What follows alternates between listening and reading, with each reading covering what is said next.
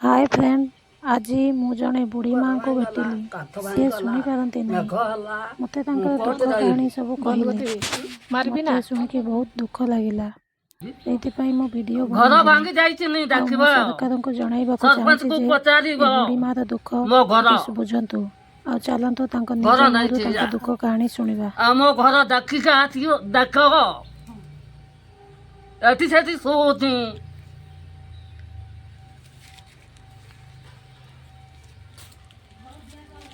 देख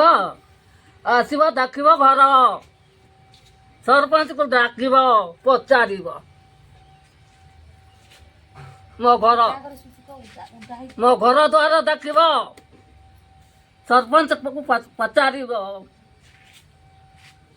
से देख मुझे से जहाँ शोची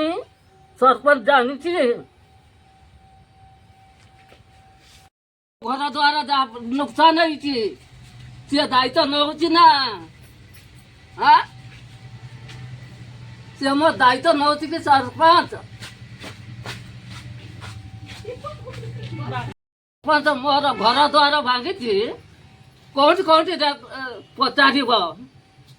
सरपंच को मो घर सी भी डाक